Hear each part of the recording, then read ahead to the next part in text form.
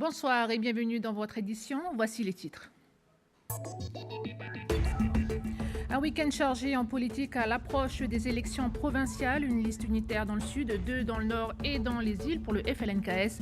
Annoncé et confirmé ce samedi à l'occasion du 37e congrès. Même si les identités des têtes de liste ne sont pas confirmées, des noms ont été avancés. Renouvellement vers une liste plus jeune. Plus de détails dans ce journal.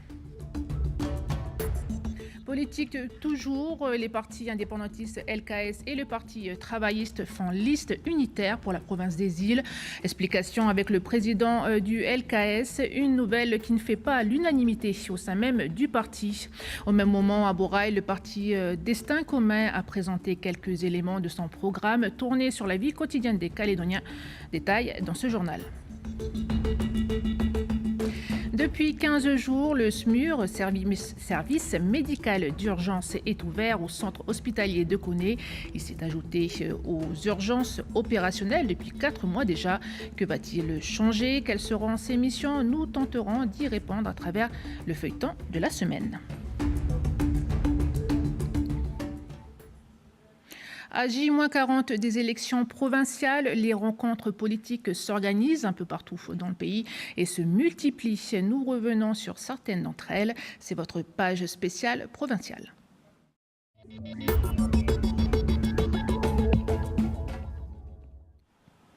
Il avait annoncé il y a quelques semaines une liste unitaire dans le sud, 2 listes pour le nord et les îles portées par l'UC Palika. Une nouvelle confirmée et annoncée officiellement ce samedi lors du 37e congrès du FLNKS à Koekara.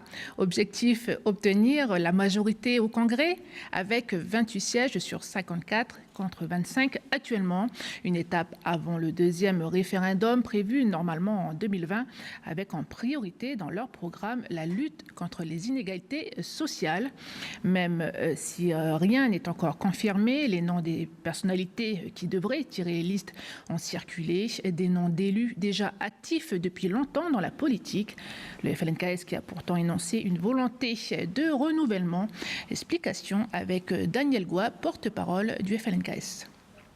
Les vieux, ils sont connus dans les mouvements Palika, UC, les mouvements politiques. Donc, ils préfèrent que les jeunes fassent leurs preuves. C'est pour ça qu'ils rentrent tout doucement, un tiers, de façon à ce qu'ils gravitent tout naturellement. Parce qu'aujourd'hui, ils arrivent avec plein de compétences, et surdimensionnées même. Et ils n'ont pas l'expérience de terrain, l'expérience politique. Et donc, quand ils vont s'adresser aux gens, ils s'adressent en termes techniques, ce que les gens n'attendent pas. Un congrès du FLNKS qui a été aussi marqué par cette triste nouvelle. Il s'agit de la disparition d'Emilio Tokutu'u, un des piliers et membres d'honneur du Rassemblement démocratique océanien, le RDO. Le FLNKS a rendu hommage à cet homme qui a œuvré dans le combat et la lutte du mouvement indépendantiste. Autre congrès ce samedi, celui du parti indépendantiste du LKS. Il a annoncé officiellement leur union avec le parti travailliste, liste unitaire pour la province des îles. On écoute Basile Citré, président du LKS.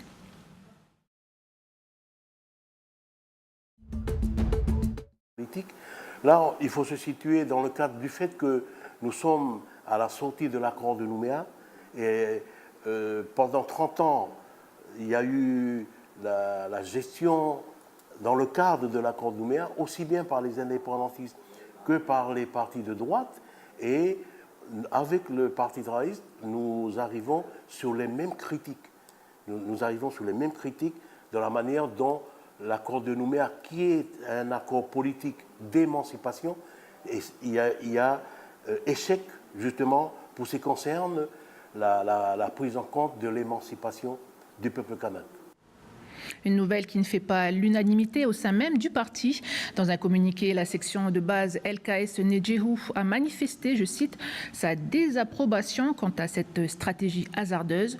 De tout temps, le LKS s'est toujours considéré comme un parti indépendantiste progressiste, se positionnant dans la majorité UC Palika LKS. Le LKS Nejehu se positionnera en démarche unitaire aux côtés de ces partis indépendantistes.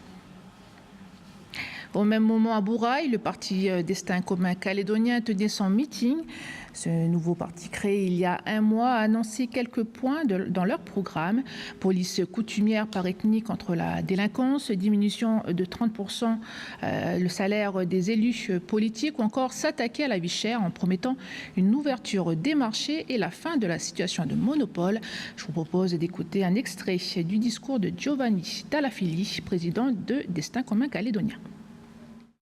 Pourquoi le pain a son refroid aussi? Pourquoi Tahiti a 54 francs? On a le même niveau de salaire. Parce qu'ici, il y a un mec qui vend l'Afrique. En Calédonie, il y a un seul mec qui vend l'Afrique dans le Calédonie. Et lui, il fait son prix. On a la raison. Et nous, on va dire, il faut aussi que ce mec-là, il vend plus la farine. Il faudrait multiplier les vendeurs de farine. C'est simple. C'est pour ça que nous on est là aujourd'hui. C'est vraiment pour revenir un peu à la question des personnes. Nous, on est royalistes. Et demain, si on ne se bat aujourd'hui, c'est par rapport au quotidien des Calédoniens. Voilà, merci.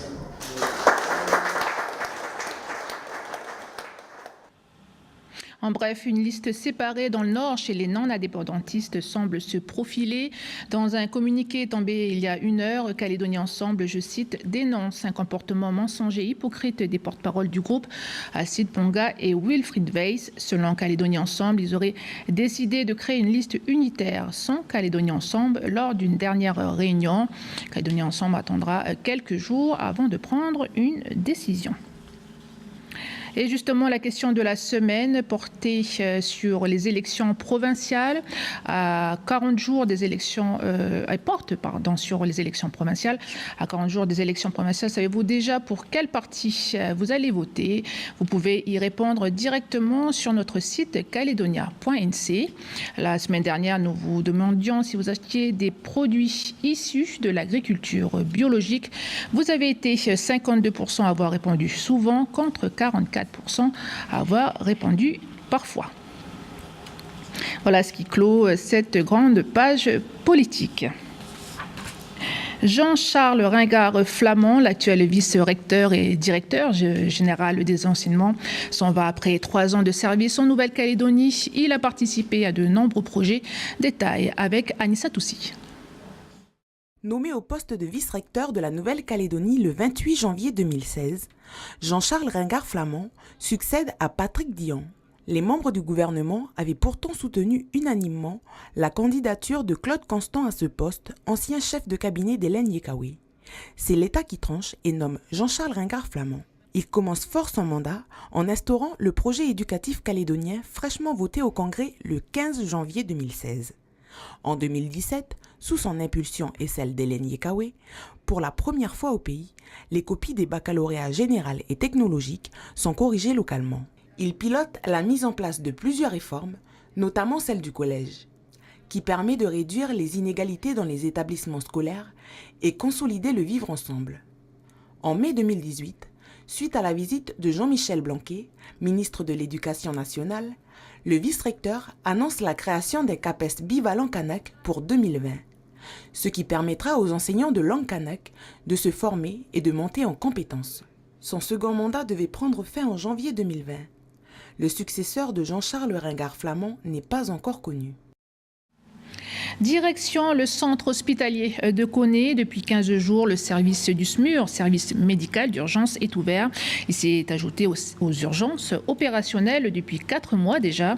Objectif, prendre en charge rapidement la victime en la traitant sur place grâce à l'envoi d'une ambulance spécialisée. Notre journaliste Valentin Martin a suivi une de leurs équipes cette semaine. Ce soir, vous découvrirez les coulisses à travers Sarah, infirmière de 24 ans. Vous verrez que la préparation du matériel est une étape essentielle. C'est votre feuilleton de la semaine.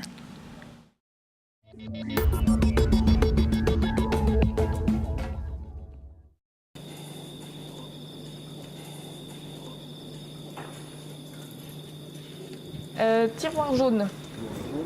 Il nous faut du NaCl 250. Il en faut 4. Du coup, aiguille orange, bleu, vert et rose. Ok, c'est bon. Et kit accouchement, il en faut 2, c'est bon. Si Sarah, infirmière, et Ferdinand, ambulancier, prennent le temps de faire la liste du matériel, ce n'est pas par hasard. Tous les éléments sont nécessaires pour une intervention avec le SMUR, service médical d'urgence. Ensuite, En revanche, depuis sa création, les opérations externes ne sont pas nombreuses. 9 depuis 2 semaines. on ne peut pas compter ça comme notre activité principale, quoi, le SMUR, pour l'instant. On gère plutôt l'accueil, le déchocage, et ensuite, si on est appelé par le SAMU, et ben là, on sort en SMUR. Quand tu reçois l'appel du SAMU, je pense que tout va très vite, donc tu n'as pas vraiment le temps de te préparer. Tu t'es préparé tout le temps, en fait. Il n'y a pas vraiment de préparation spontanée. C'est stressant, mais voilà, on doit être prêt tout le temps. Allez, go. Après avoir fait l'inventaire du camion, il est indispensable de faire celui des sacs d'intervention. Poche centrale numéro 1. Chaque élément, ils sont rangés dans un ordre bien particulier et ils sont essentiels afin de préparer une intervention efficace et rapide. En fait, on a plusieurs poches qui sont très concentrées par fonctionnalité, tu vois. Là, on a en gros ce qu'il faut pour perfuser.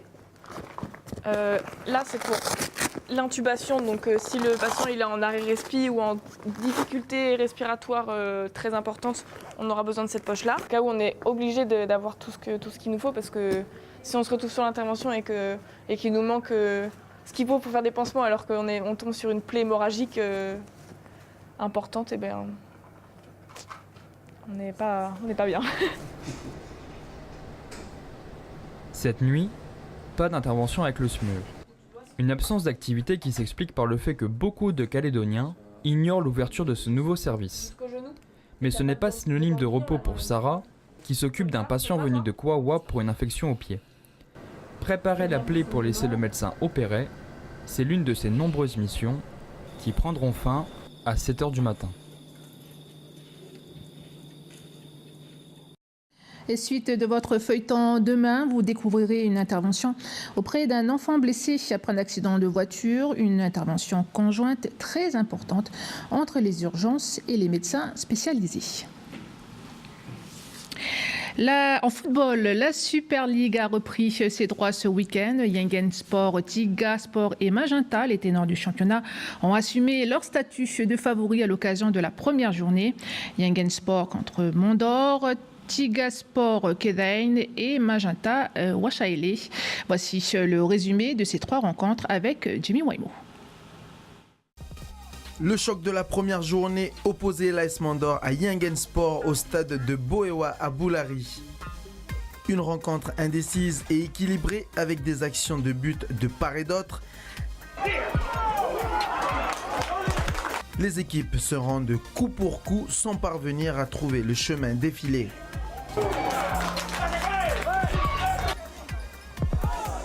Le seul but surviendra sur un penalty provoqué par Brice Diaité et transformé par le buteur Bertrand Caille qui signe déjà son premier but de la saison.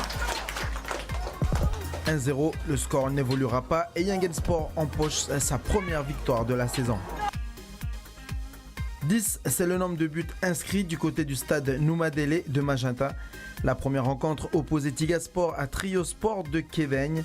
Le buteur du jour se nomme Emmanuel Mahen. L'attaquant s'offre un premier triplé de la saison. Et puis que dire de ce geste de génie d'anthologie. Voilà, il voit le dans le gardien rang central, avancer. voilà, il prend l'info. Et ça fait mouche. 50 mètres environ. Bravo, beau but. Bravo pour Emmanuel Mahen pour ce triplé et bravo donc à Tiga Sport. Dans la deuxième rencontre, il ne fallait pas arriver en retard pour voir le champion en titre, l'AS Magenta, inscrire son premier but de la saison. 1 minute aura suffi pour permettre à Émile Ouney d'ouvrir son compteur sur une belle inspiration signée Kevin Nemia. Le passeur se transforme en buteur à la 27e minute. Richard scellé avant la pause met son club dans une position confortable, 3-0 à la mi-temps. Une rencontre à sens unique, le champion en titre a fait parler toute sa puissance technique, offrant de belles séquences de jeu au public du stade Noumadélé. 50e minute de jeu, ça fait 4 puis 5-0. Nathanaël Mahen qui s'offre un doublé. On voit cette action où il n'y a pas de hors-jeu. Intelligemment joué Ouais. par le joueur qui était hors jeu, qui ne poursuit pas sa course et qui permet à Nathanaël. Après, il faut voir s'il ne fait pas action de jeu en bloquant un peu Bien sûr. la course du défenseur. Ça, c'est... Il sera suivi par Léon Wanawe, 7-0. L'addition est lourde pour le promu. Le but de Léon Wanawe sur un petit ballon glissé par Nathanaël Mahen et plus personne dans les buts. Dans les autres rencontres, l'Horizon Pato à domicile a battu l'Icewatch 2-0. À Lifou, le derby n'a pas vu de vainqueur. Match nul 3 partout entre SC Nedjou et l'AS Lassi.